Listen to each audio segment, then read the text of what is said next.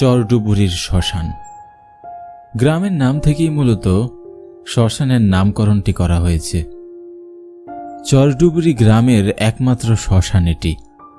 গ্রামের আয়তন আর মানুষের তুলনায় শ্মশানটি অনেক ছোট।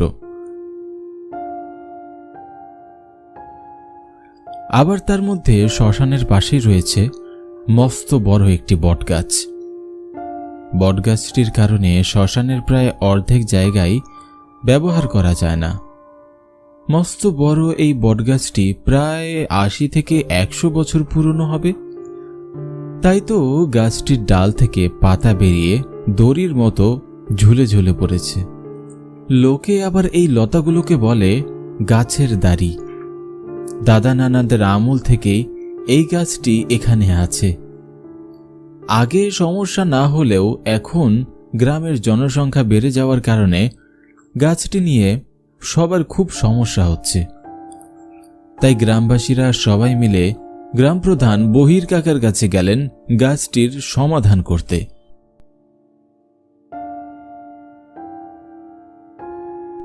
গ্রাম প্রধান, আমরা এসেছিলাম শ্মশানের পাশের বড় বট গাছটি নিয়ে আপনার সাথে কথা বলতে।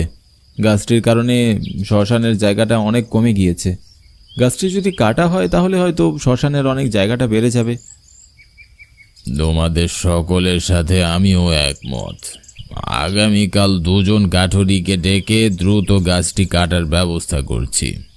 তোমরা একদম নিশ্চিন্ত থাকতে পারো। কথা মতো পরের দিন ২ জন কাঠুরিয়াকে ডাকা হলো গাছটি কাটার জন্য। শ্মশানের পাশে দাঁড়িয়ে গ্রাম প্রধান বহির কাকা কাঠুরে ২ জনকে উদ্দেশ্য করে বললেন, নরেশ, হিমেশ, তোরা এই গাছটা যত তাড়াতাড়ি সম্ভব কেটে ফেলার ব্যবস্থা কর। যত ভালো করে কাজটি সম্পূর্ণ করতে পারবি তত মোটা অঙ্কের টাকা পাবি, ঠিক আছে? গাছটি কাটা ভীষণ জরুরি হয়ে পড়েছে। গাছটির জন্য শ্মশানের জায়গাও কম পড়ে যাচ্ছে। ঠিক আছে কাকা, আপনি একদম চিন্তা করবেন না। আমরা যত তাড়াতাড়ি সম্ভব গাছটি কেটে ফেলব। কথাটি বলে গ্রাম প্রধান বহির কাকা বাড়ি চলে যান।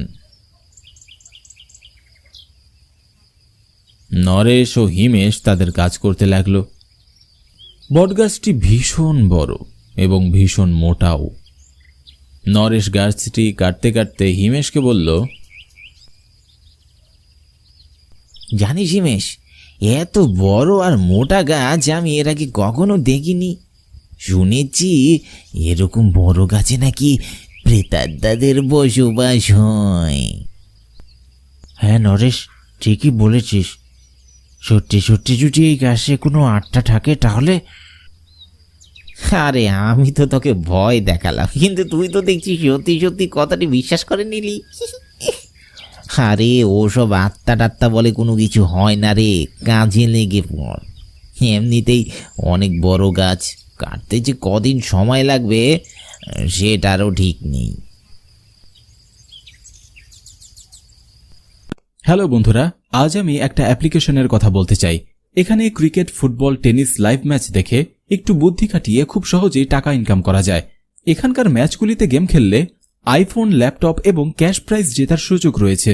এই অ্যাপটিতে আপনি সমস্ত লাইভ ম্যাচের রেজাল্ট দেখতে পাবেন এবং এই ম্যাচে স্কোর অনুমান করে গেম খেলতে পারবেন, যেমন কোন টিম জিতবে, কোন টিম রান করবে এবং কোন টিম সর্বোচ্চ স্কোর করবে।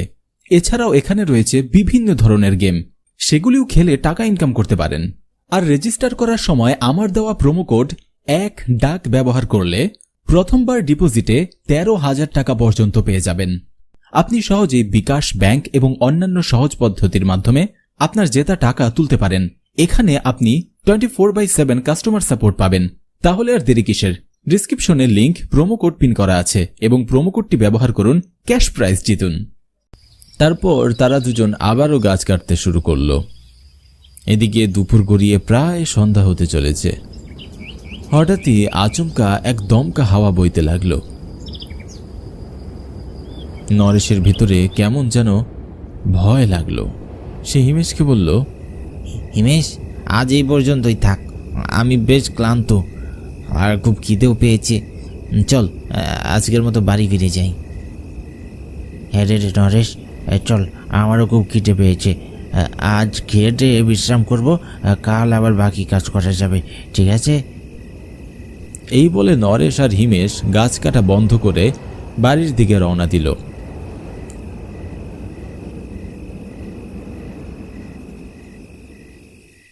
রাতে খাওয়া দাওয়া শেষ করে তারা বিশ্রাম করছিল।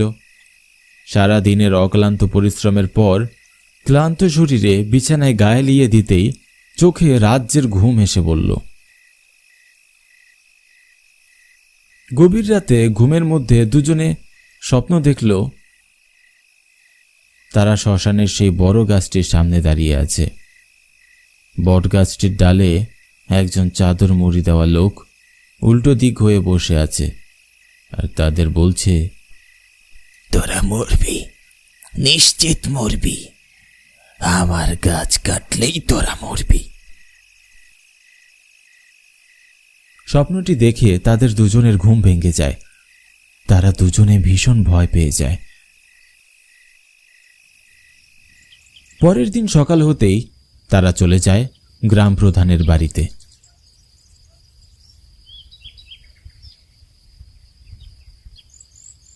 গ্রাম প্রধান বহির কাকাকে গিয়ে তারা রাতের স্বপ্নের কথা বলল।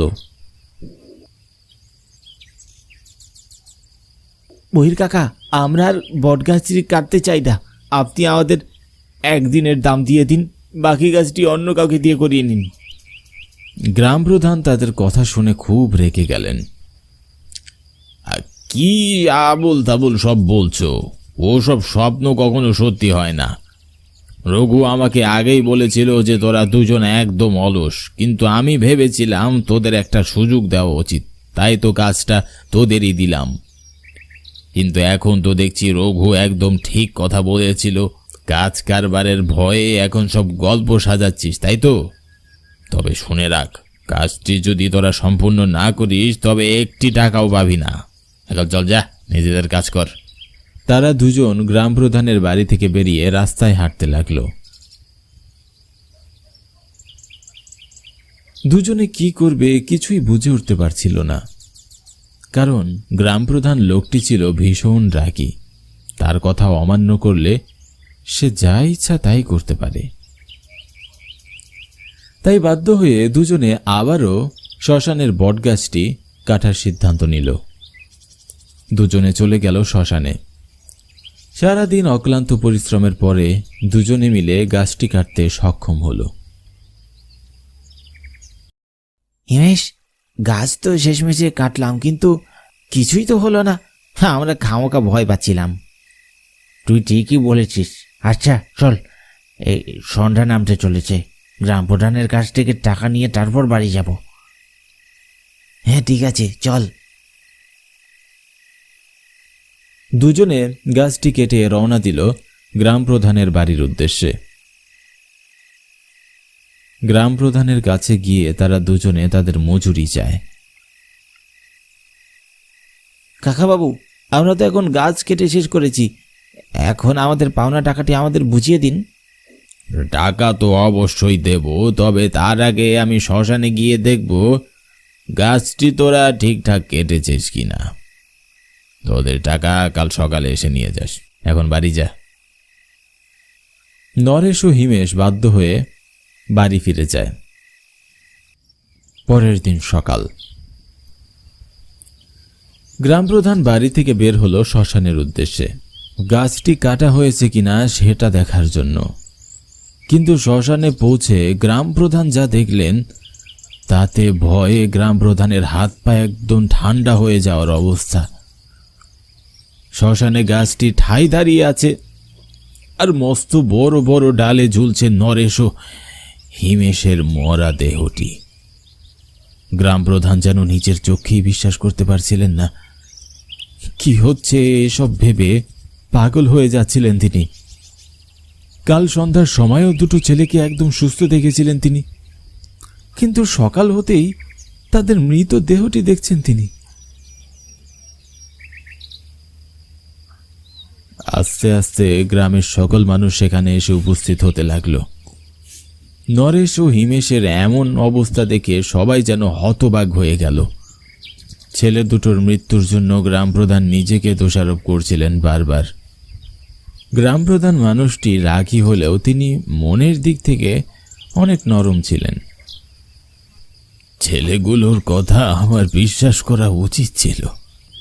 তারা আমাকে বলেছিল এই গাছে কিছু একটা আছে, যে তাদের স্বপ্নে গাছটি কাটা বারণ করেছিল। কিন্তু আমি তাদের কথা বিশ্বাস না করে তাদের মৃত্যুর মুখে ঠেলে দিয়েছি। না না, আমাকে জানতেই হবে এই গাছের রহস্যটা কি। কাল গাছটি কাটার পরেও সেই গাছ আজ কিভাবে জীবিত দাঁড়িয়ে থাকতে পারে? এরপর তিনি গ্রামবাসীদের উদ্দেশ্য করে বললেন, তোমরা কেউ কি বলতে পারবে এদের মৃত্যুর কারণ আর এই বট গাছের রহস্য কি? তাদের মৃত্যু বা বটগাছ সম্পর্কে সঠিক কোনো উত্তর পেল না। ঠিক তখনই ভিড়ের মাঝখান থেকে 60 থেকে 70 বছর বয়সী একজন বৃদ্ধা লাঠি হাতে নিয়ে এগিয়ে আসলো। বৃদ্ধাটিকে এগিয়ে আসতে দেখে গ্রাম প্রধান তাকে উদ্দেশ্য করে বলল, বুড়িমা, তুমি কি কিছু জানো এই গাছটির ব্যাপারে? বুড়িমা তখন গ্রাম প্রধান বহির কাকাকে বলল,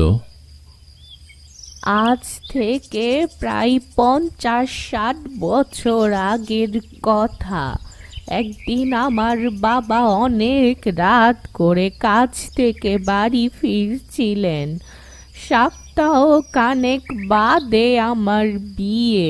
সেদিন বাবা কাজ থেকে বাড়ি ফেরার পথে আমার জন্য সোনার এক জোড়া বালা নিয়ে বাড়ি ফিরছিলেন। কিন্তু আমার বাবা যখন শ্মশান ঘাটের ওই বট গাছটির কাছে আসে, তখন মুখোশ পরা দুটো ডাকাত আমার বাবার উপর আক্রমণ করে। বালা দুটো তো ছিনিয়ে দিয়েছিল, তার সাথে কেড়ে নিয়েছিল আমার নিরপরাধ বাবার প্রাণটিও। বাবার দেহটি ছুরি দিয়ে কত বিক্ষত করে তার লাশটি ঝুলিয়ে দেয় ওই বট গাছে। বাবার প্রাণহীন শরীরটি তো সৎকার হয়েছে, কিন্তু তার আত্মাটি রয়ে গেছে এই গাছেই।